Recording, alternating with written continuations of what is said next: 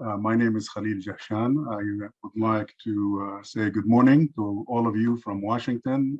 For some, actually, it's good afternoon or good evening. In looking at the list of participants so far, I think we have participation from Beirut to Bir Zayt, to London, to Washington, D.C., to Denver, to New York, to Detroit. Welcome to all of you, regardless of this geographic, distribution. We appreciate your attendance and we appreciate your participation in this program. Today's webinar is focused on unraveling the killing of Shireen Abu Akleh. The issue of accountability, which has bothered a lot of people actually since the incident that took place on May 11, 2022, when the Shireen, a Palestinian-American journalist and longtime Al-Jazeera correspondent, was shot and killed on the outskirts of the village of Burqin, which is about 2-point-something, less than 3 miles southwest of the city of Jenin, while covering an Israeli military raid by Israel's most elite commando unit, Duvdevan, on the refugee camp in the area next to Jenin in the occupied Palestinian territories. And the incident took place, or the killing took place, despite the fact that Shireen was wearing a helmet and was wearing a protective vest, typical of all careful professional media personnel in the area covering events under Israeli occupation. Now, separate investigations since then have been conducted. We know the one by the United Nations High Commissioner for Human Rights, the investigation by CNN, the Associated Press, Bellingcat, B'Tselem, the Washington Post, the New York Times.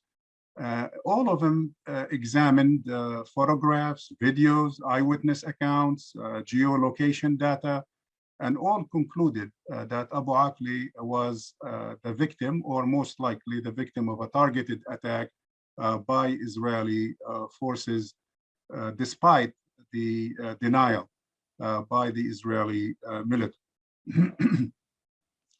Although the Israeli authorities initially tried to blame the killing on Palestinians in the area to kind of muddy and discredit the story, and to dismiss both eyewitness accounts and initial investigations by Al-Jazeera, Shireen's employer, and by the Palestinian Authority. The Israeli military initially claimed that its own investigation will take place, and it will determine the details or the facts of the matter.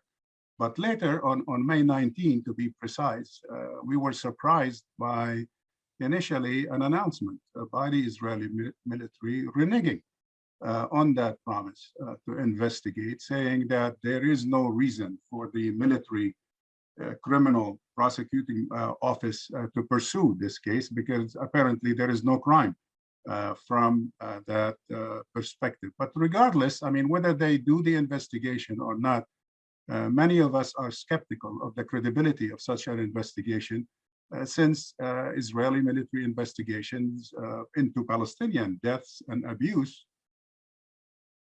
tend to drag for years and years without reaching any firm conclusion or leading to actual prosecution.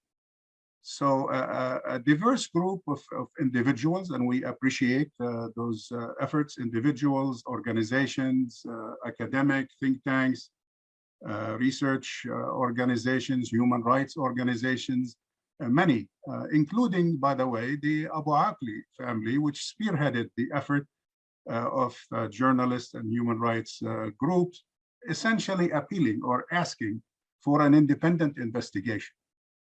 Yet that request, if you will, or demand, fell on deaf ears, at least here in Washington, in spite of some pronouncements here and there by high-ranking officials in the administration.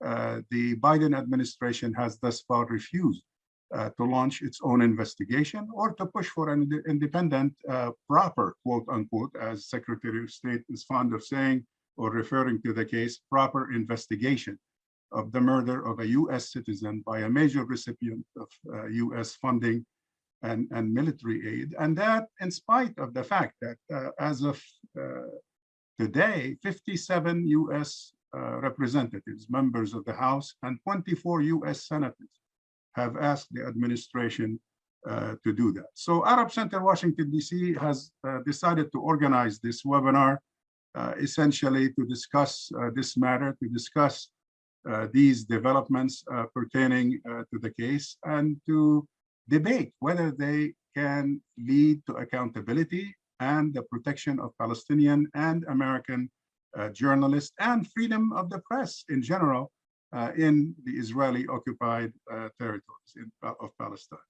So as Shireen Abu Akleh's brother, Anton Abu Akleh, told the Washington Post yesterday, nothing can compensate for Shireen's death, but to hold someone accountable. That's the best we can do for Shireen. And to that we say amen, and that's the rationale for our discussion today. We have a great panel of experts with us who will address the legal and political and factual aspects of the investigation and the case, the importance of protecting journalists and members of the press, and the role and responsibility of the United States to act on its own statements regarding accountability, particularly when it comes to Palestinian American journalists, as the case is with regard to Shireen. I mean, Palestinians are not the children of a lesser God, as implied by the inability of the administration to take any serious or tangible action in this regard. I will introduce the speakers in terms of the order in which they will be speaking. And I also would like to invite you, members of the audience, to send your questions throughout the process, throughout the discussion. You can send them through the Q&A mechanism at the bottom of the page, or you can send them to events, email-wise, events@arabcenterdc.org, events@arabcenterdc.org. Our first speaker would be Abderrahim Foukara, Al-Jazeera Washington, D.C. Bureau Chief and host of the great program, a flagship for Al-Jazeera from Washington, Men Washington. And he will be speaking about the implications of the killing, the issue of accountability, and the prospects for an independent investigation. He will be followed by dear friend, Phyllis Bennis, Program Director of the new Internationalism Project at the Institute for Policy Studies here in Washington. She will be focusing her remarks on the role and responsibility of the United States and the prospects for a serious or proper, as the Secretary of State would say, US investigation. After Phyllis, Sherif Mansour, Middle East and North Africa Program Coordinator at the Committee to Protect Journalists, will be dealing or analyzing kind of the journalistic concerns about this case, what the investigations have revealed thus far in terms of the killing of Shireen and the context of protecting journalists and free speech worldwide. Last but not least, our good friend Dalia Hatuqa, multimedia journalist specializing in Israeli-Palestinian affairs, who has dealt with this and covered this issue from the perspective of she will be analyzing the issue from the perspective of a practicing journalist. And also, I hope that doesn't surprise anyone or embarrass Dalia. She was a good friend also of Shireen, and we're delighted that she has decided to join us to give also a little personal kind of perspective on Shireen. Ladies and gentlemen, again, welcome to this program. Abderrahim, the microphone is yours. Please go ahead. You have about 10 to 12 minutes, and then I will introduce the next speaker again. Thank you, Khalil, and thanks to the Arab Center. It's great to be with you. Thanks for the invitation So obviously that fateful day when we woke up to the news of Shireen Abu Akleh's killing, it was a surreal moment because it sounded, at least to me initially, it sounded like fake news. It was so hard to believe that, you know, any journalist would be killed in the fashion that Shireen Abu Akleh was killed. It was particularly harder to believe that it was actually Shireen Abu Akleh who was killed. This is a reporter who, for many, many years has been covering a crucial part of the world, a crucial conflict to war and peace in the world. She's been entering Arab homes in the Middle East, North Africa, and well beyond every day, almost every day, giving them a view into what's actually going on between the Israelis and the Palestinians, and how that impacts the wider Middle East region, how it impacts war and peace in that part of the world, how it impacts relations between the Middle East and other parts of the world, particularly the United States. As we all know, almost every thread extends from the Middle East to the United States and vice versa in the big issues such as Israel-Palestine. And I just wanted to make a couple of remarks about the case as it continues to resonate in the United States. Obviously, any government operates within a particular set of dynamics in the country where it is. The United States government is no exception to that. One mantra to state is that any government would do what it finds convenient to do if it were left to its own devices.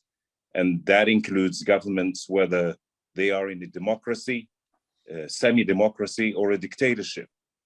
The United States, being one of the leading democracies in the world, is not an exception. The Biden administration is not an exception. It would do what it finds convenient to do if it were left to its own devices. Now, there's a lot of interest in, or there has been a lot of interest in the United States in the issue of the killing of Shireen Abu Akleh, the circumstances in which it was killed, who killed her, and so on and so forth. So luckily for us all, as human beings, but for us as journalists in particular, working in the United States, luckily for us, we work in a country where, if pursued vociferously, accountability can happen. We live in a country where two journalists in the 70s, for example, pursued the administration of Richard Nixon, and they uncovered what he did, and which led to its downfall. But we also live in a country which has a particular complex set of relationships with Israel, with the Israelis, and chasing accountability in this particular case, we all know it's going to be very complicated, very complex.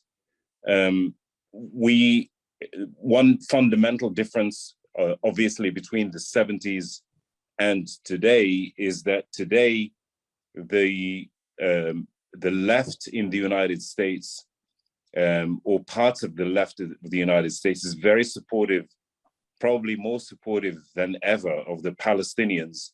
And Shireen, obviously, goes without saying, was a Palestinian. She was also an American who happened to be a great journalist. So there is a lot of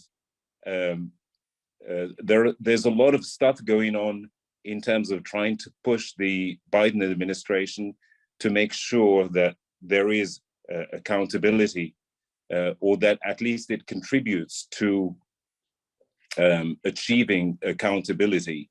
There's a lot of resistance on the part of the Biden administration to do, for example, what many members of Congress wants it to do, which is to make sure that the investigation is independent. There were calls from Congress, as we know, even for the FBI to get involved and carry out its own investigation. The Biden administration has resisted that and continues to resist that. Although the Biden administration has been calling on multiple umpteen occasions, calling for an investigation, a thorough and transparent investigation, but it wants the Israelis to conduct that investigation. The State Department is saying that the Israelis have the wherewithal and the capability to carry out that kind of investigation. Al-Jazeera is not convinced.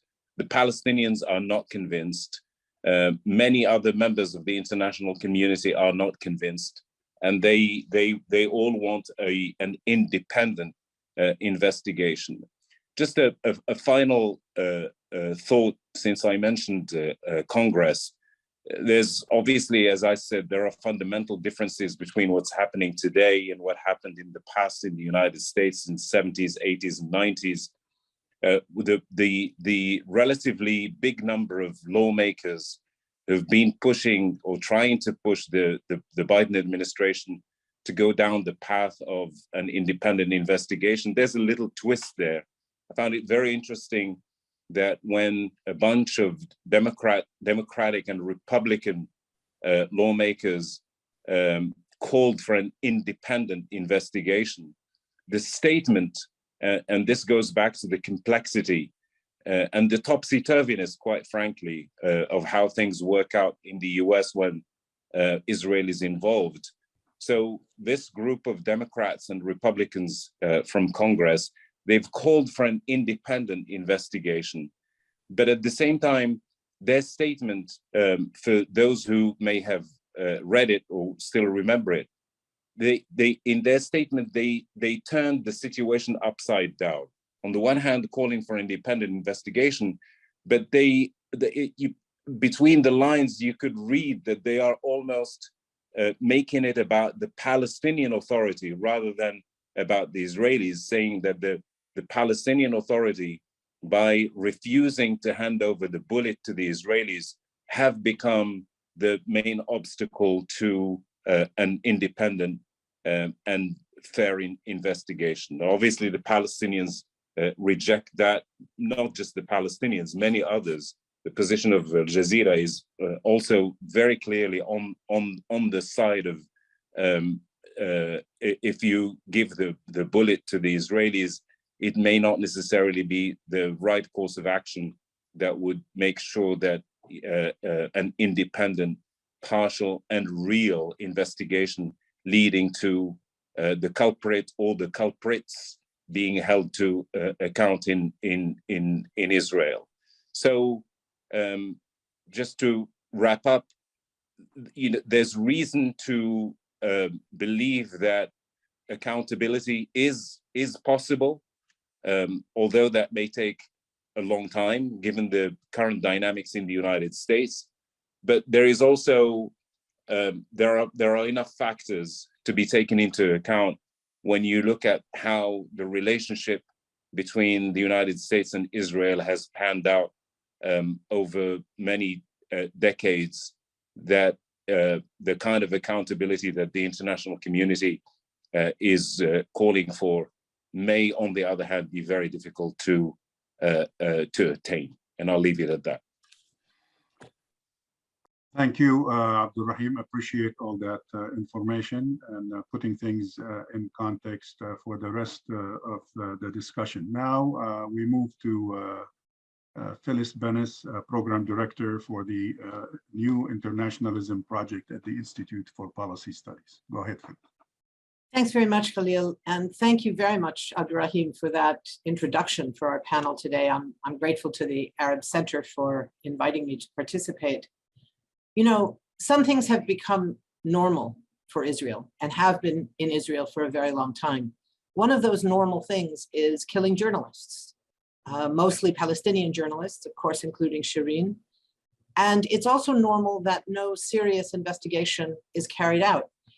I would disagree with one point that Abderrahim referred to, the notion that Israel is not capable of an investigation. I think Israel is perfectly capable of an investigation. What it doesn't have is the political interest or will in doing so. The capability in terms of a well-developed staff, that's all available. But I don't believe there is any intention of carrying out such an investigation there. Shireen, of course, is the 86th journalist who has been killed by Israeli forces since 1967. Many more have been shot and injured, but survived. My partner photographer during the first Intifada was at the time the first foreign journalist to be shot during the uprising. So this is something that has become normal in how it's covered in the rest of the world, and certainly for Israelis themselves. There are some things that are also normal for the United States. It's normal now, of course, to pay Israel $3.8 billion a year directly to the military of our tax money, despite whatever the needs are domestically in terms of healthcare and education and jobs and all the things that people are desperate for here. That amounts to 20% of Israel's entire military budget. So that means when you combine that with the longstanding protection the US provides to Israel to prevent any kind of accountability in the international arena, US complicity is also standard for Israeli military violations of international law. So the US does have a history of respecting international law, but only insofar as it applies to other governments, to other countries, to others. What the US holds to, and these days it's become a more common phrase among other Western allies of the US, is not international law. You really don't hear very much about international law in the United States these days. What you do hear about is the, quote, rules-based order. And I always want to say, well, wait a minute. Whose rules are we talking about? What rules? Are we talking about the rules of international law? And the answer to that seems to be no, we're not. We're talking about other rules that are created and imposed by the United States. And in that context, I think that a serious investigation grounded in international law is not likely to come from either Israel or the United States. But Israel is looking at a country, the United States, which also has domestic laws that are relevant here. The Arms Export Control Act that says that all US weapons and military assistance, aid, training can be used only for self-defense. It prohibits the use for any other purpose, including things like expanding conflicts, what we see pretty routinely inside Israel. Perhaps even more relevant than the Arms Export Control Act in a more immediate way is the Leahy Act, which says that no unit of any military, of any government in the world that has committed a gross violation of human rights can receive any additional US military aid or support. And that is to be determined by the State Department and or the Department of Defense. It explicitly includes extrajudicial killing as an example of that kind of gross violation of human rights. It's never been applied to Israel to actually stop providing any kind of funding to any part of the Israeli military. And the notion that we're going to see an exception this time, I'm afraid, is not likely to happen. Now, in that history, we do know this is not the first time, as we heard from Abderrahim, from Khalil, and we will hear more, that a US citizen has been killed by the IDF, a US civilian, in this case, a US journalist. We have the example of Rachel Corrie 20 years ago, a young peace activist working in Gaza to protect Gazan residents from having their homes destroyed, who was killed by an Israeli soldier driving a D9 Caterpillar bulldozer. And the government at that time provided a great deal of sympathy and support to Rachel's family. They made some efforts to make requests of the Israeli government for a full investigation, but Israel refused, and eventually the US pressure simply stopped. There was never, and this is, I think, the key to why Israel didn't feel any compulsion to abide by the US request, there was never a link to the military aid, or at that time, the economic aid that Israel was receiving from the United States. Without that, there was no reason that the Israeli government should have felt any reason to abide by a simple request. Unlike, for example, if we use other precedents of the United States, what's known around the United Nations as the Yemen precedent of 1990, when Yemen was under extraordinary pressure from the United States to vote to endorse the US invasion of Iraq in the first Gulf War. Yemen was recently reunified after a long and bitter struggle. There was no way it was going to support publicly the invasion of another Arab country. It was the only Arab country on the Security Council at the time. And no sooner had Abdullah al-Ashtal brought down his hand in the vote, the US ambassador was at his side and said, that will be the most expensive no vote you ever cast. And sure enough, within days, the US had cut its entire aid budget to Yemen, which was a pittance at the time, given that Yemen was and remains the poorest country in the Arab world. But nonetheless, the cut of that $70 million was an enormous price to pay for Yemen. We don't see that price being paid by Israel. So I think that when we look at other examples, we do see this disparity. We saw with the murder of Khashoggi, we saw an extraordinary response here in the United States. Numerous reports, numerous investigations, the CIA saying that the Crown Prince was responsible for giving the orders that led to the killing of Khashoggi. The Washington Post was great in that context, played a huge role. Khashoggi, of course, was a journalist tied to the Washington Post.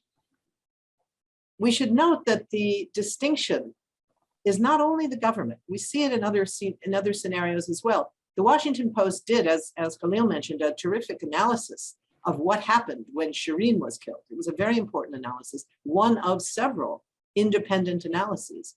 But even in the context of the Washington Post, their editorial board, in their editorial, claimed that an independent investigation was, quote, not possible. So their solution was the same as that of the US government. They said that the Palestinians should give up their control of the bullet that is known to have killed Shireen. They didn't ever say, nor did the US government, of course, say that Israel should give up the weapon and turn it over to the Palestinian investigators so they could launch an independent investigation, rather than insisting that the so-called independent investigation be carried out by those who had carried out the murder of Shireen. So this is a long-standing challenge. We don't see the support by the United States for an investigation carried out by the International Criminal Court. You know, the US has long protected Israel from being investigated by the ICC. In the Bush administration, they passed at his urging what was known as the Invade the Hague Act, which said that any country that turned over US officials to the Hague for any investigation of US war crimes anywhere in the world would be invaded. You know, it was a stunning thing. Under Trump, of course, we saw the sanctioning of the ICC prosecutor. President Biden has lifted those sanctions, but has stated publicly that he still opposes the ICC's investigation of potential Israeli war crimes. So in that context, again, no reason why Israel should worry about being investigated by the ICC as long as the United States is opposed to it. The US should be investigating its own violations of its own domestic laws, specifically the Leahy Act, whether the US itself is complicit in the killing of Shireen. Was that bullet a bullet that came from the United States? Was the weapon that was used, the Mini Ruger, the Mini 14 Ruger, which is produced in Connecticut here in the United States, is that accurate? And if so, does that make the US complicit in the killing? So all of these questions, simply from the vantage point of determining US accountability and US complicity, even before we get to the question of international law, is something that here in the United States, we need to be pushing. So I want to end with a few things that I think need to be pushed here in the United States. None of this will happen if the US is left, as Abderrahim said, to its own devices. This will only happen if our movements can demand it of the government, of the Congress, of the administration. They could be demanding that Israel bring the soldier to justice. They say they have the name of the soldier who may have fired the weapon. let's bring that person to justice. Let's see a trial. The Israelis say that they don't want to do that because it would it would be a problem of dividing people in the country if an Israeli soldier were to be even investigated. The US could be demanding that Israel provide information on which units were deployed, public information, which units were deployed that day in Jenin that used that weapon. They could push to open an investigation. The US could open an investigation itself of whether the approval for the Sturm Ruger and Company in Connecticut should be withdrawn, whether they should no longer be allowed to export weapons anywhere in the world because they're violating the Leahy Act. The US could invoke the Leahy Act for a much broader investigation as well. And they could crucially stop opposing and actually announce support for the role of the International Criminal Court. They could acknowledge the legitimacy of the report by the UN High Commissioner for Human Rights. If that's not an independent, credible report, who do they think is? They really think the Israelis are going to do this on their own? What we see here is not the lack of a legal basis, it's the lack of political will.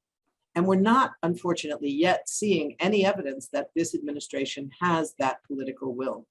They have refused so far to do what's much easier. They've refused to reverse the extremist acts that in favor of Israel that were put in place by the prior administration. Recognition of Jerusalem as supposedly the capital of Israel and moving the embassy, recognizing Israeli annexation of the Golan Heights as somehow legitimate, calling the settlements legal. President Biden has made clear he doesn't agree with any of that. But until he changes it, which he could do without any congressional approval, these are acts of the president. These are executive actions. And until he takes those actions, these are his positions. And saying that he doesn't agree with it doesn't matter one whit. They are the positions of the Biden administration. So we in the US have to demand more. We have to demand that our government investigate its own complicity and end this kind of complicity. Militarism is rising all around the world, in the US and globally. The explosion of the US military budget is part of that. And in the case of Israel, the aid to Israel ends up supporting occupation and apartheid. And like all destructive military spending, it needs to end. Thank you.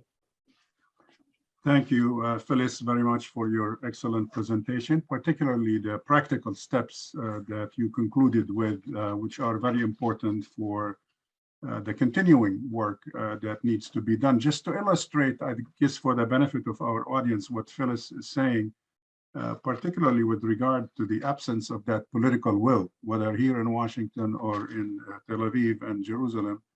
It's important to note that what Haaretz reported just yesterday regarding the fact that the Israeli Army's military police criminal investigation division has decided not to pursue the investigation at this time, claiming that there is no evidence of criminal activity, in spite of the fact that the colonel, Many Liberty is his name, who is the head of the commando brigade, Duvdevans, that I referred to earlier, has found 6 instances of IDF gunfire at armed Palestinians who were in the vicinity at the time, but yet they wouldn't pursue to see where that fire was directed and who got hit with that fire.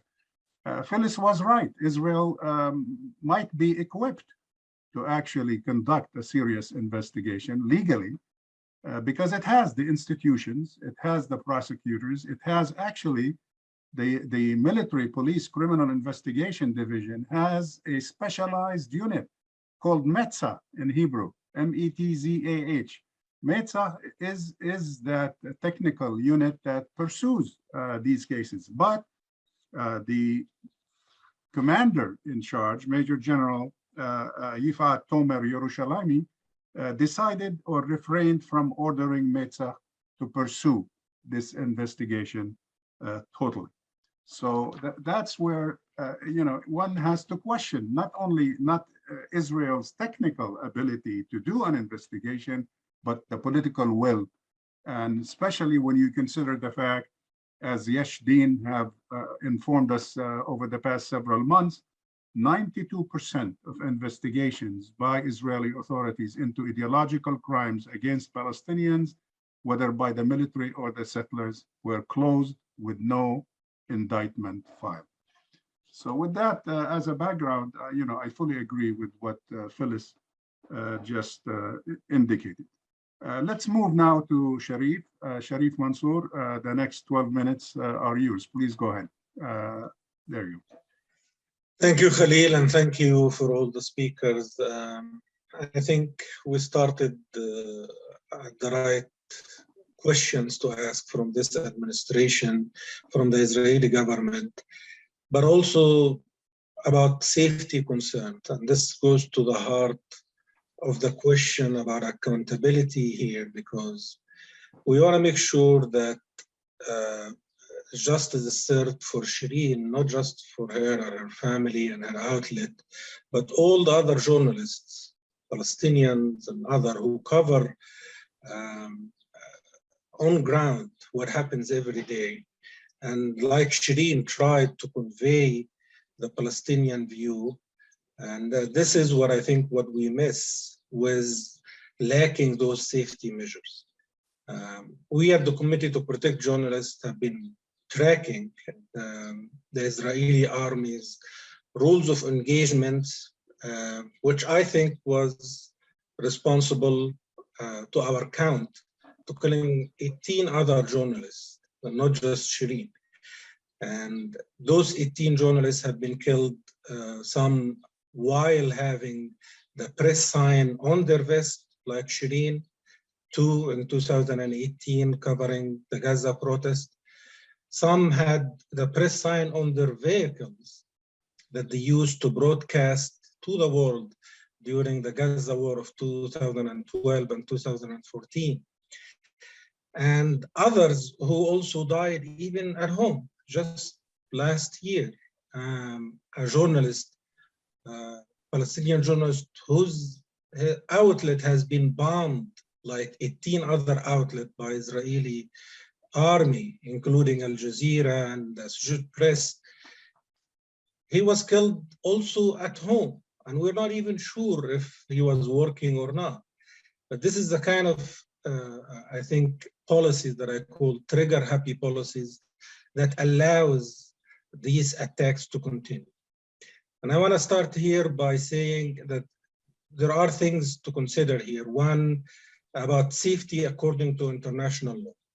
And those are, we have two distinct, I think, principles that we can bring to that history of targeting. One, about distinction for civilians, including journalists, who are protected under international law, that if they are identified as press, they should not be targeted.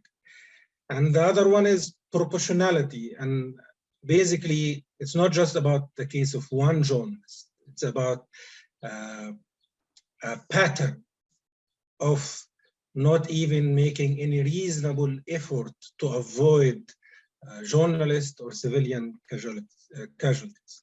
And this is the pattern that the UN have already started to investigate since last year, based on that history I explained of targeting journalists, including at least 19 killed and 16 of them are Palestinians.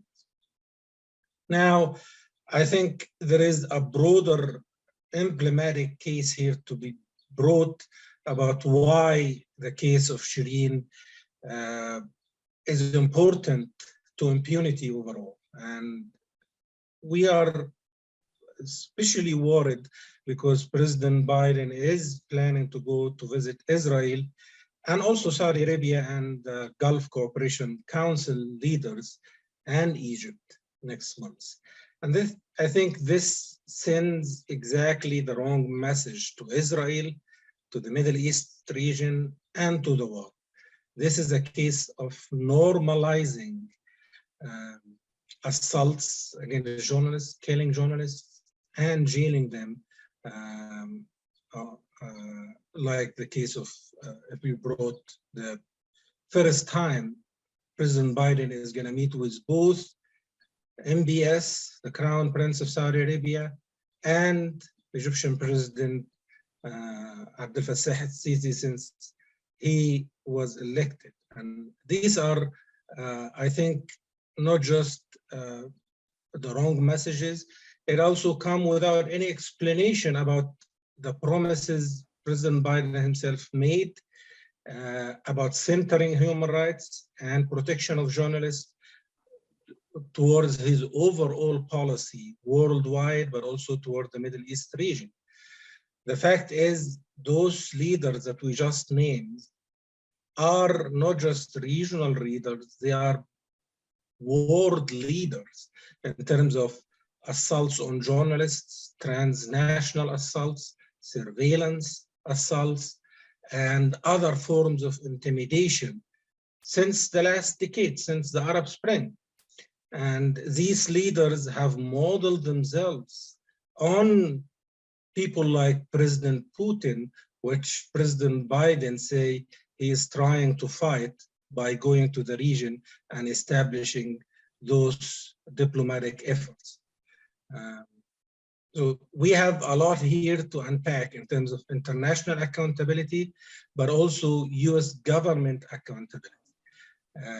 I'm gonna stop here, but before I go, I wanna say that we at the committee have demanded publicly from the Biden administration in a letter that they pursue their own independent investigation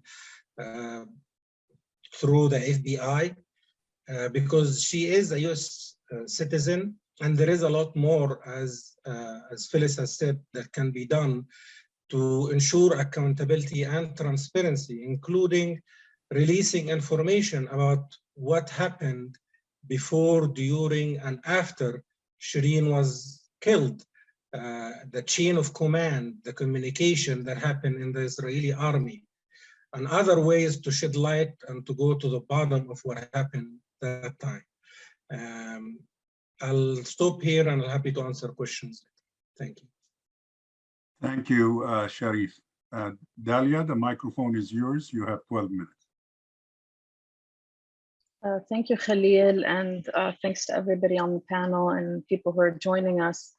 I want to say a couple of things pertaining to justice and accountability. The first thing is, I'm aware that the Biden administration condemned Shireen's killing and called for a thorough investigation and full accountability, but as the other panelists mentioned, it has declined to step in and launch its own inquiry. And to me, that's unfathomable, because this is something that the US gave to the families of both Daniel Pearl and Marie Colvin.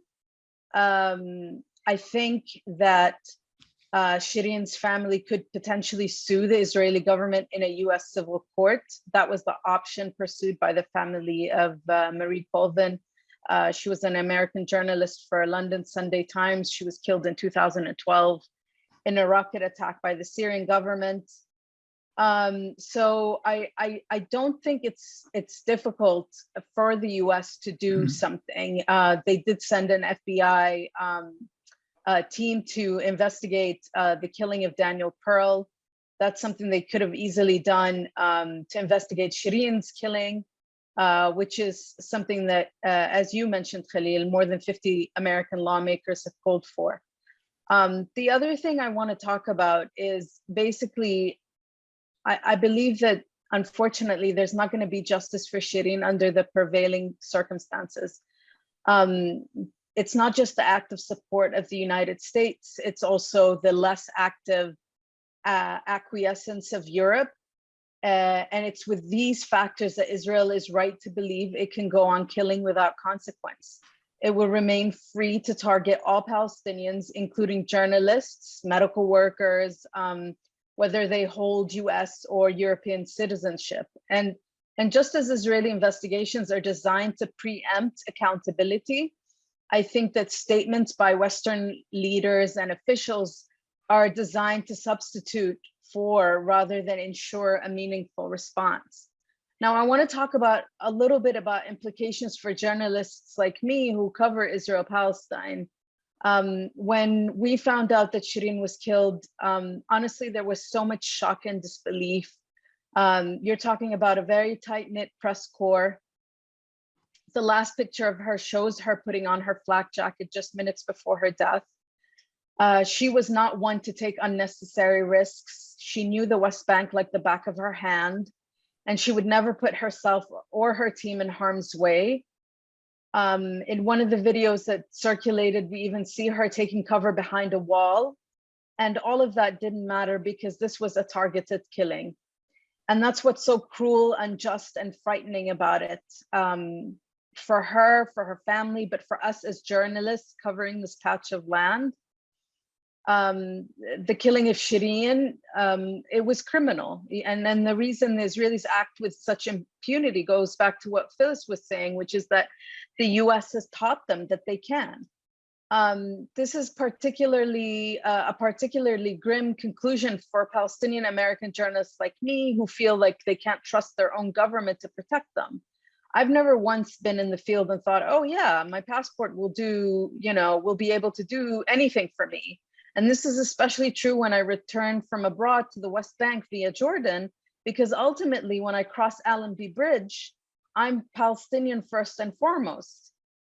Now, the Biden administration still has the opportunity to determine definitively and to say who killed Shireen and to turn her case into a deterrent for those who might otherwise have little to stop them from murdering members of the press. But unless the US is willing to act on its own words about accountability and see that justice is served, it not only will have failed one of its own, but it will be sending a message out to the world that the lives of journalists, even American journalists, are expendable. But I think it's important to talk about not just dual citizenship, dual citizens. You've got more than 40 Palestinian journalists who've been killed since 2000. Yasser Murtaja was killed, as Sherif mentioned, he was killed in Gaza in 2018. And there's no hope that their deaths will ever be investigated, given Israel's history with manipulating public opinion, having little or no investigations, and with protecting its own above all else. So as a journalist, I'm well aware of how these investigations often drag on for months, sometimes years, without reaching any firm conclusions or leading to prosecutions. And this kind of explains why there's so much distrust out there. It's not just the Palestinian Authority, it's us as Palestinians, as Palestinian Americans, as journalists. And like Shireen Abu Akleh, Yasser Murtaja was wearing a vest clearly labeled press in 2018 in the Gaza Strip. And like her, the Israeli military promised to investigate the killing only after international outcry. But then, of course, like they did in Shireen's case, Israeli officials muddied the waters. They accused Murtaja of being a senior Hamas operative, even though they never provided evidence for the allegation, even though his family denied it, and Murtaja's company had been approved for a US government grant. But the thing is that the confusion was already out there, the water was already muddied, and 4 years on, Israel's military investigation has offered few answers to us. Finally, I just want to talk a little bit about Shireen's legacy. I know that a lot of people knew Shireen on camera, but off camera, Shireen was a very different person. She was very, very kind and brave, and she had an infectious laugh, and she was fun, and she loved life. And that's what makes this so much more unjust. And she gave voice to the struggles of Palestinians over a career spanning nearly 3 decades. During the height of the Second Intifada, I personally recall Israeli soldiers going around Ramallah and mimicking her and shouting from a bullhorn her famous closing lines, Shireen Abu Akleh, Al-jazeera, Ramallah. So everybody knew her. Not just girls wanted to be her. I've spoken to boys who wanted to be her, who pretended to be her. She was a household name across the Arab world because for most Arabs, Palestine is a place that they revere, but they can't reach. And so she brought Palestine to them, right to their homes. And a generation of Palestinians grew up seeing her on their TV screens. She was a fixture. She was intrepid, sympathetic, intelligent, trustworthy. There are so many things I can say about her that wouldn't do her justice. But also across the region and beyond, her calm, commanding presence was what made people open their doors to her and to trust her. And for a generation of young Arab women who came of age, like in 1997, when she joined Al-Jazeera and are now a driving force in journalism themselves, she was the first female correspondent they'd seen on their TV screens. She was the face and voice of a daily digest of war and peace, also in the wake of the 1993 Oslo Accords. So when a story mattered, she was there. She was a media darling, but never a media diva. And now that she's not covering the stories, a big part of every story she faithfully covered will be missing. I know there's many titles that are cascading across social media about Shireen, that she was a trailblazer, a symbol, a martyr, and she was, all of these things and much more. There's even a billboard with her photograph in Ramallah. But honestly, I think the only title, or the one title she earned throughout her life and that she would have wanted to be known for, is a journalist. And also what fed her journalism is the fact that she was Palestinian through and through. And finally, I just want to say that I hope that we as journalists will always talk about Shireen and will always keep her story alive, so that the Biden administration does not have any excuse to push this issue away and to make us forget. Thank you. Thank you, Dalia. Particularly, I appreciate the personal note at the end of your remarks. I got to know Shireen many, many years ago. I'm not going to reveal my age, but when I joined Miftah as a member of the board of directors, and before her journalistic career kind of picked up, she worked at Miftah as a media communication kind of director or advisor, and at the board meetings annually, we used to very much enjoy the contribution by the staff, including her contribution. And she struck me, as Dalia just said, as a very kind, very brave, very thoughtful, quiet, but very serious and very dedicated Palestinian. And because of that, it's very tragic for all of us Palestinians, Americans, and otherwise.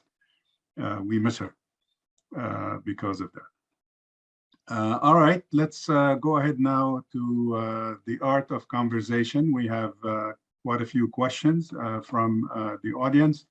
I will be reading those questions and addressing them to specific people they're addressed to. And we'll go ahead and move forward for the next 25 minutes or so.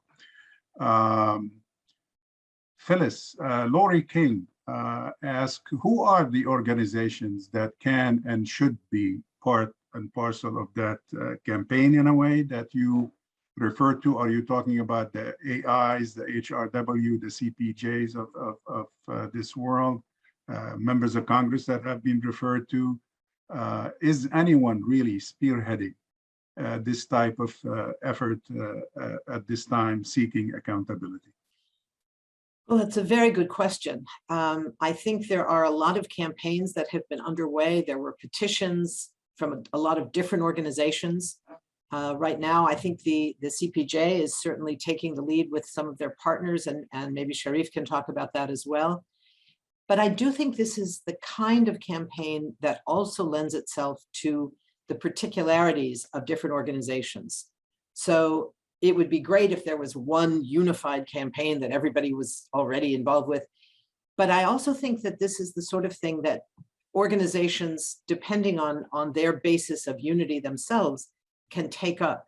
The demand for serious investigation, the demand for an end to US support for Israeli impunity is a very broad demand. And in this case, it involves journalists, it involves women's organizations, it involves people that are concerned with war and peace, all of these issues. And ironically, like the campaigns around the military budget, where 52 cents of every federal dollar is going directly to the military, it answers a lot of the questions of why don't we have enough money for a children's tax credit? Why don't we have enough money for education? Why don't we have enough money for healthcare? All of these questions that constantly come up in all of our social movements, this is related to all of that. So I would urge that both the specific human rights organizations, journalists organizations, and all the organizations that are concerned with why are we sending $3.8 billion a year to the Israeli military when they refuse to investigate these kinds of attacks and continue to carry out these attacks. So it is something that I think pressure on both the administration and on Congress can go forward at every level right now. Thank you, Phyllis. Sherif, do you want to add anything to that, please? Sure. I think we at CPJ in many ways are trying to work in the United States, but also around the world to keep this momentum going, because there are already, the timing is crucial here. There is today, for example, a UN Human Rights Council session where Lena, the niece of Shireen, is testifying, Al-Jazeera is organizing, and the report that the UN is going to release on Israel-Palestine this month are also going to have another follow-up in September in the UN General Assembly. So there are a lot of ways to keep this momentum going, in addition to linking it to the Biden administration trip to the region. And we, for example, worked with the Washington Post to launch a campaign under the hashtag Justice for Shireen, started last week with a full page ad. And that was the beginning for a few other things that will follow, including working with partners to think not just demanding that accountability by Israeli local law. If it doesn't happen, also thinking of sanctions that can be imposed on the perpetrators or the unit involved, economic, visa, and other ways, including Magnitsky sanctions and others. So there are a lot of paths that we can reach justice here. Some of it is within the US, some of it is in Israel, and some of it in the UN and European institutions. And we can work, I think, to demand on both the grassroots level and the grass top level that the issue and the momentum continue until we see accountability. Thank you, Sherif. Abderrahim, I know Al-Jazeera has spearheaded the effort in many ways across kind of different, if you will, approaches. I know you've testified to UN agencies. Has there been any, could you brief us a little bit about what Al-Jazeera has been doing in terms of that campaign, if you will? And has there been any contact between Al-Jazeera and the US beyond what you've done at the UN? So Al-Jazeera has been very active in terms of trying to keep the killing of Shireen Abu Akleh on everybody's radar in the Middle East, in the United States, and in Europe, circling back to what Dalia said a little while ago in her remarks. The gathering of pieces of evidence continues. The gathering, the debate within Al-Jazeera itself as to how to chart out the future in terms of any legal battles that debate continues. As we all know, Jazeera has seized the ICC to investigate the killing of Shireen Abu Akleh. There have been no direct contact with the US government in terms of, trying to achieve accountability or trying to, share information directly with the US government.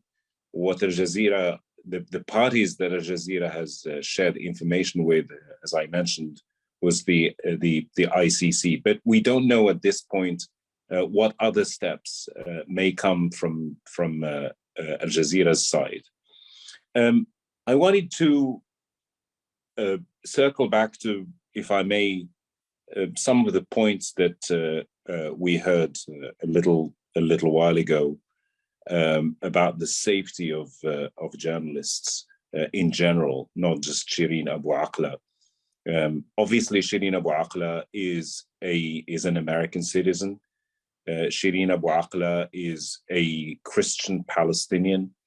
Shireen Abu Akleh is a Palestinian, and as I said in my opening remarks, anything pertaining to the Israeli-Palestinian conflict is of major interest, not just in the United States, but worldwide. And I understand that because of that, there's been a lot of discussion about Shireen Abu Akleh almost on a daily basis in various parts of the world, including here in the United States, and this conversation we're having now is part of that. I am, however, having difficulty trying to fathom why, when other journalists get killed, we don't hear so much about it. We here in the United States, we have Mexico right next door. And, we know that journalists in Mexico, for example, get killed by the dozens every year. They hardly make a blimp on the radar of interest in the United States or any other part of the world. What I wanted to say is, in terms of keeping this issue alive, the killing of journalists, obviously Shireen Abu Akleh, first and foremost in terms of this discussion. You can name streets all you want. You can name Khashoggi Way here in the United States. You can name a street Shireen Abu Akleh in Palestine. That's very good. But ultimately, if we journalists don't play our part in keeping these stories alive, they will fall by the wayside. And I don't always support tribal thinking.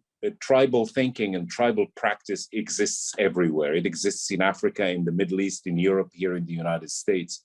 It seems to me that we journalists, we need to be a tribe, because we need to look after ourselves because of the role that we play in terms of shedding light on what's going on in the world. I heard the Secretary General of the United Nations a few weeks ago saying that without journalists, without freedom of the press, there is no freedom.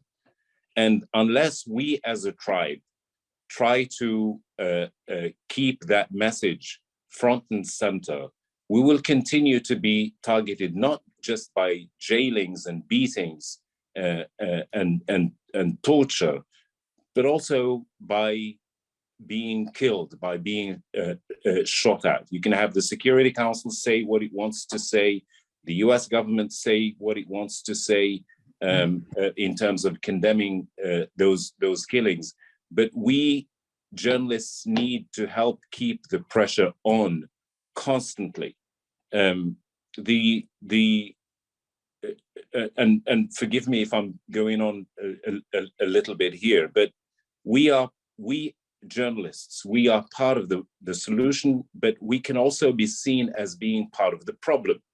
And we've seen that situation even here in the United States. We've seen journalists come under attack. During the January 6th, for example, to name but just one example, journalists did come under attack. Here in the United States, journalists were killed in their own newsroom in the US.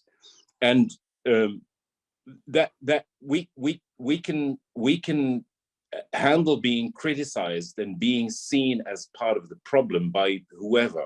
However, the red line is that no matter what we say, we cannot be killed just because we've said something that somebody does not agree with, whether that's the Israeli government or whether it's the Donald Trump administration or whether it's the Saudi government. It doesn't matter. The red line should be that we do not get killed. And unless we journalists as a tribe operate on the basis that that should not be allowed to happen, and those who do it should not be allowed to get away with it, it will continue to happen, unfortunately.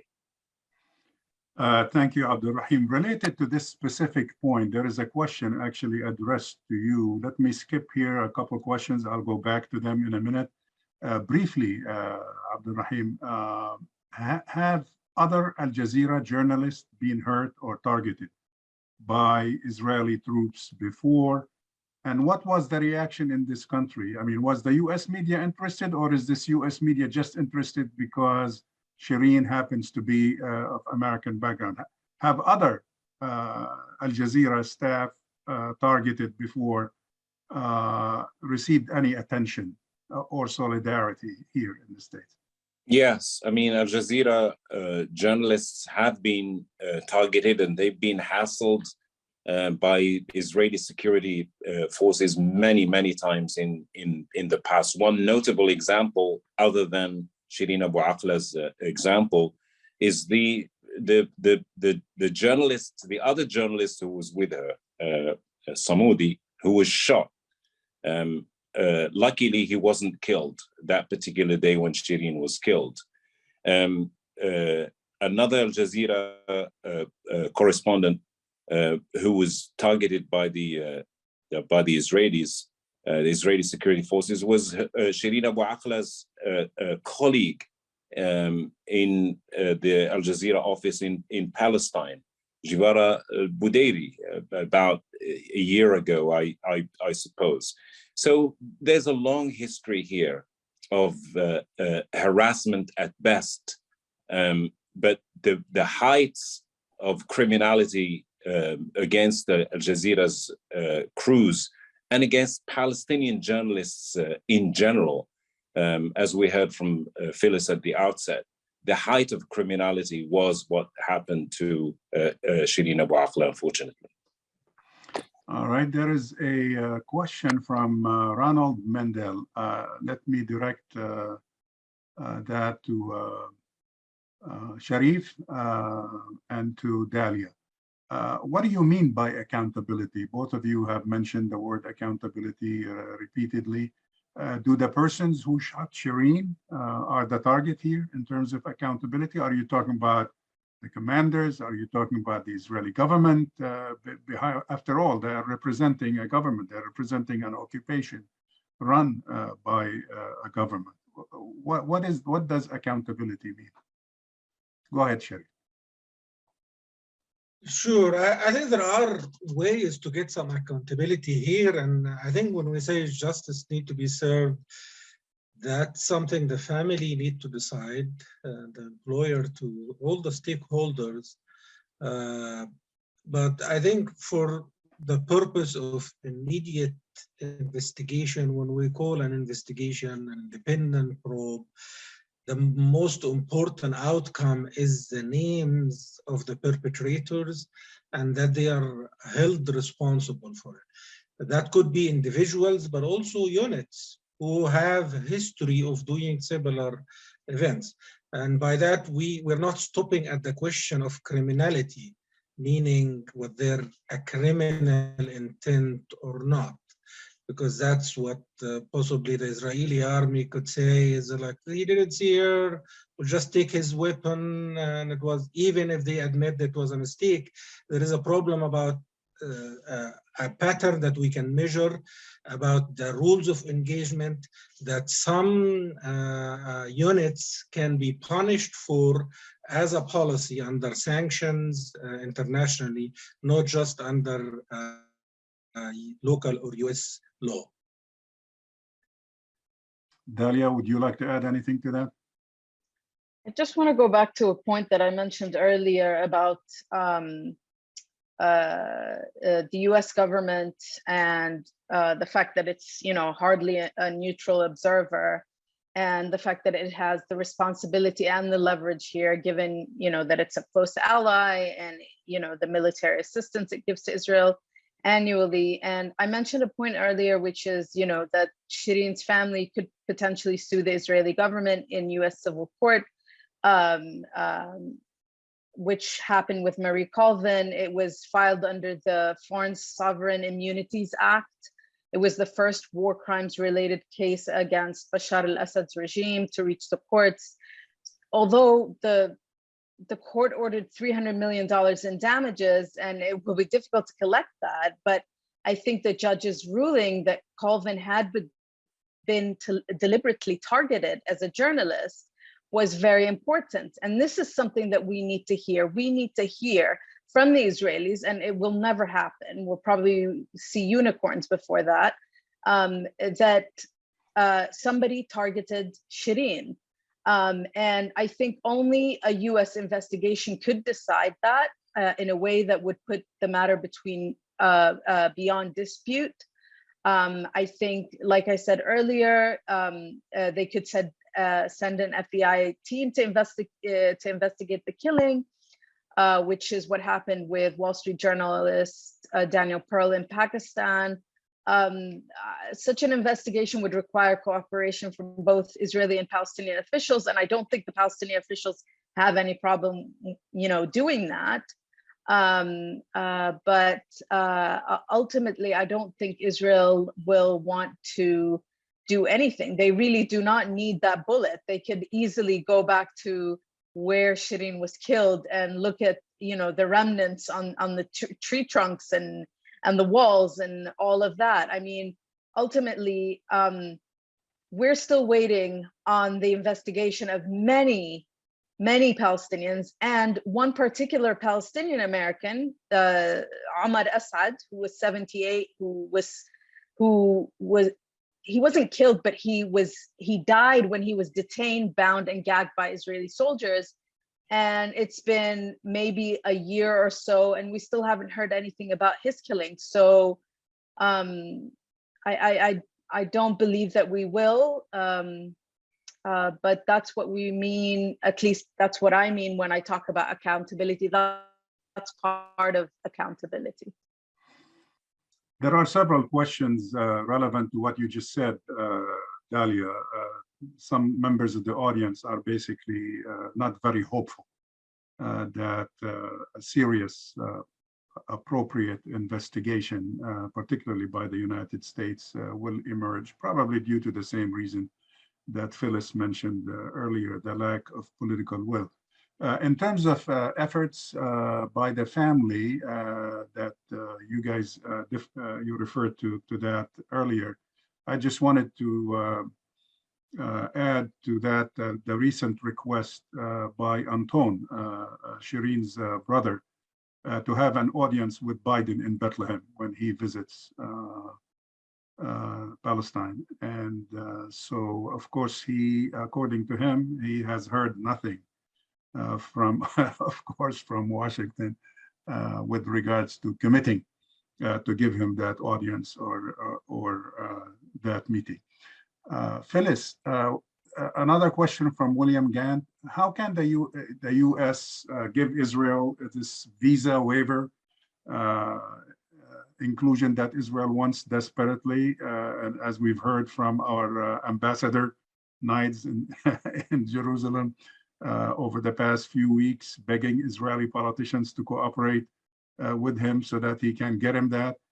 yet they treat Palestinian Americans with this type of hostility.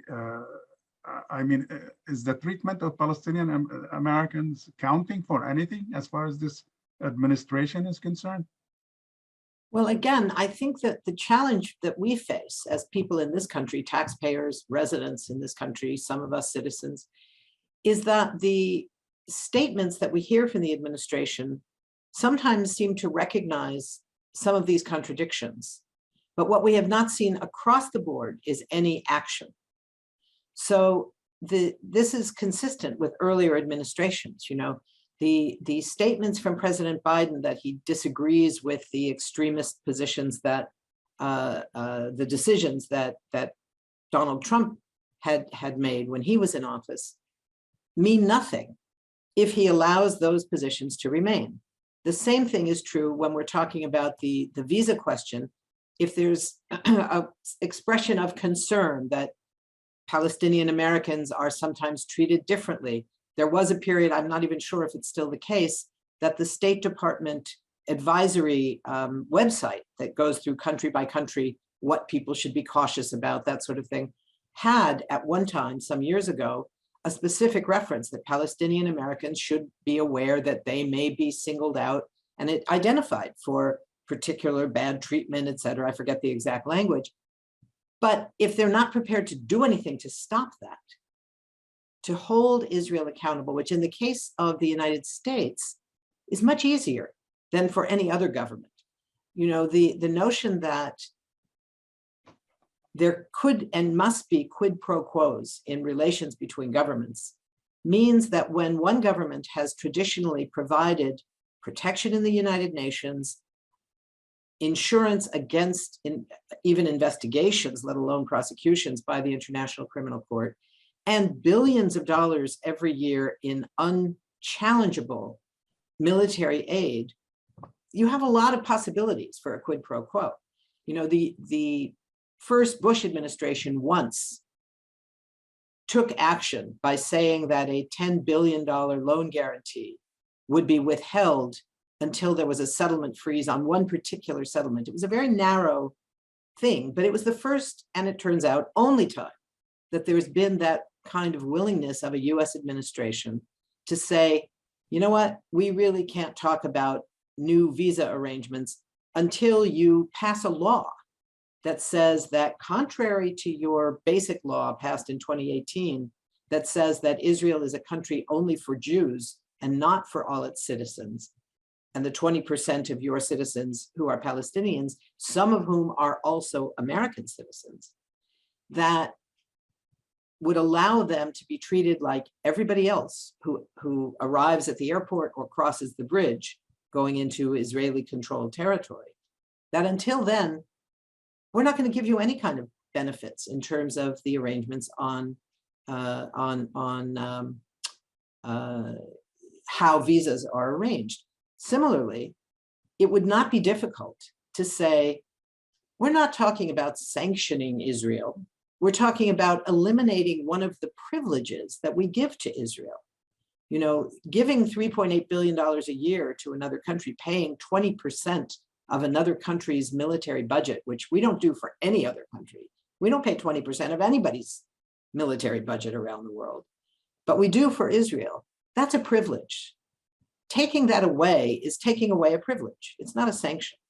So it's not even a punishment, but it's an action that the US administration and US Congress could take to say, this is what accountability means. When you use our money, because money ultimately is fungible, as we know, when you use our funding and maybe our weapons to carry out these illegal acts, there are consequences. And one consequence is, we're not going to give you any more. Period. Khalas. That's it. That's the way I think that if they were serious about pressure, you know, we've heard that the US tries to pressure Israel on some of these things, but there is no pressure as long as it remains in the realm of rhetoric and not in the realm of action. That does not count as pressure. That does not lead to accountability. Yeah, let me add to that just briefly a personal note, having been involved in Arab American politics for quite a few years. I've dealt with this issue with different administration. As Phyllis implied, this is not a new issue. It has a long history, the abuse or mistreatment of Palestinian Americans and other Arab Americans going to visit Palestine and visit Israel. There are always some mistreatment. The US government in many ways has always acknowledged that, but has decided or refused to do anything about it. For most of that period, they have raised some complaints with the Israelis, but again, no linkage, as Phyllis mentioned, to anything, and therefore no serious action has been taken. The only thing, two secretaries of states that came close, even though their politics was rotten, but on this issue were somewhat responsive. That was Madeleine Albright and Condoleezza Rice. Therefore, I mean, it's ironic that those two raised this issue very seriously with the Israelis, and particularly Madeleine Albright, that imposed the opening of an office at the airport, at Ben Gurion Airport, to handle Palestinian American or Arab American cases who faced harassment as they arrived by Israeli authorities, so that they can quickly access or have access to American consular advice and services, rather than waiting at the mercy of the Israeli security to get access to a phone and call the embassy, and people are asleep and there's nobody at the office and what have you. But this has been going on for decades, and it's amazing that the #1 recipient of American taxpayers' money, abuses, if you will, American citizens at will with impunity, and nothing has been seriously done about that over the years, and it's continuing. It's continuing. I know a fellow recently Arab American who heads one of the Arab American organizations. She happened to be visiting there as a tourist and with her two young adult children. And she was exposed to the same usual special treatment. It's not red carpet treatment for sure, but she was actually doing an event this week about that. And it just continues to happen with impunity. There is a question, Abderrahim, from Sylvia Marsan Sakli about Arab support for what took place, Arab official support. Has there been any serious Arab official support from countries, especially ones close to the United States, like the Gulf, like Qatar or others, expressing support for Al-Jazeera over the loss of Shireen and other incidents like that? Have they come to the rescue at all? Have they done anything practical? I mean, I know that the Qataris forcefully condemned the killing of Shireen Abu Akleh. The Emir of Qatar, for example, came out with a very strong statement almost immediately after the news that Shireen had been killed. The problem, the problem of the Arab world. The popular outrage that we have seen in many Arab countries over the killing of Shireen Abu Akleh was not translated, at least to my knowledge, into official positions by the governments of those countries. There may be a strong statement here, a strong statement there, but in terms of actually seizing the US government and trying to help push the US government in a particular direction, in this case, the direction of seeking accountability from the Israelis, I'm not aware that there have been any such official positions on any reasonable or significant scale. And if you'll allow me just a couple of quick points. One, to something that Phyllis said, the other one to something that Dalia said. Obviously, Phyllis spoke on she spoke, I'm sure, for the vast majority of journalists in this case, when she said that if you have the US giving the kind of aid that the US is giving to Israel, the US should be in a position to ask for accountability from the Israelis for the killing of somebody like Shireen Abu Akleh. And by the same token, we should be realistic to a fault in this case. We've had plenty of examples throughout the history of US foreign policy telling us that the US will not undermine a relationship which it sees as being vital for its interests to protect a journalist or to push a particular government to go down the path of accountability. I do not see how the US, whether it's led by a Democrat or a Republican, would undermine its interests with the Israelis by pushing the Israelis to do something they don't want to do in terms of the killing of Shireen Abu Akleh, unless we go back to the original argument. The US government is, unless it's made very difficult for the US government to continue down the path that successive US governments have done in terms of relations with Israel.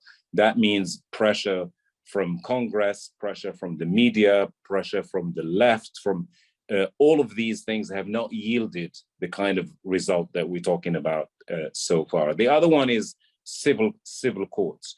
We know that US courts are renowned throughout the world for seeking justice. And we have seen many cases. Dalia mentioned one Syrian example. We know there have been many examples where US courts did right by people going to them. But we also know that US courts have not done always what those seizing them wanted them to do.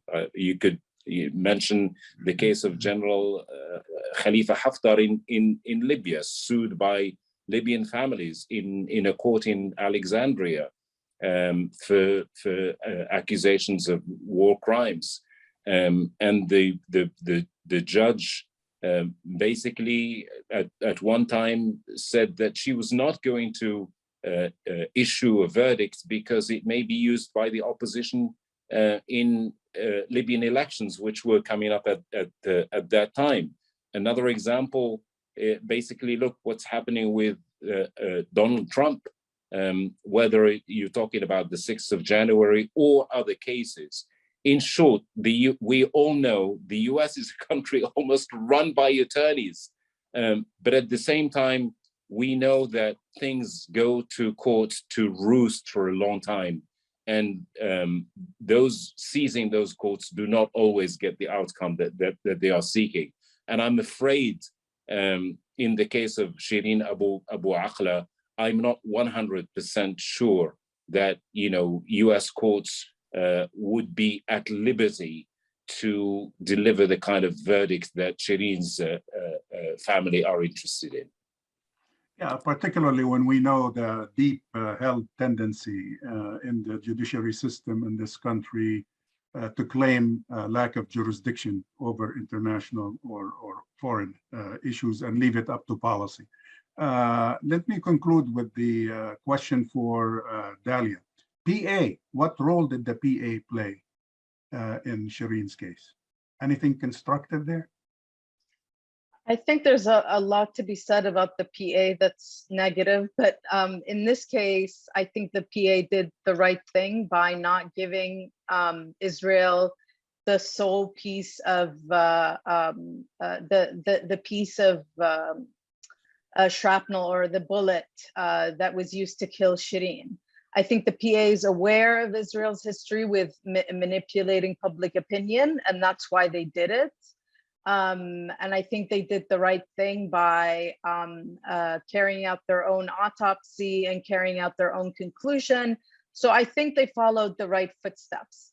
Now, I think what needs to happen is when Biden is in Ramallah, Abbas needs to step up. I don't know if he will, I don't think he will, but he needs to step up and say that this is an issue of grave concern. And this is an issue that the Palestinians will not sweep under the rug. I don't know how much leverage he has. He probably has none. But so far, at least in not giving up the sole piece of evidence related to Shireen, I think it's important that this remains in Palestinian hands. I know one thing, Dalia, that I got yesterday, a leaked kind of copy of the agenda for the Bethlehem meeting between Abu Mazen and President Biden. And Shireen's is one of 7 cases listed on that. Whether it will be raised or not, whether the Americans would respond positively or seriously to that, but the question of Shireen and the mistreatment of Palestinian Americans is one item on that agenda. By the way, thanks Lane Chalmers for your question regarding Shireen and the PA. Our time is up. Thank you, Sherif. Thank you, Dalia. Thank you, Phyllis. Thank you, Abderrahim.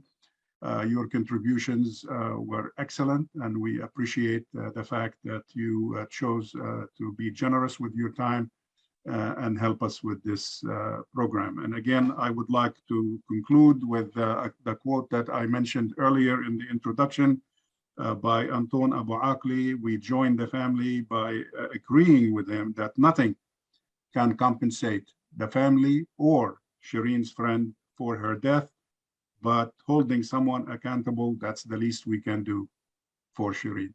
Thank you for your attendance, for your participation in this program, and we hope to see you in a future webinar.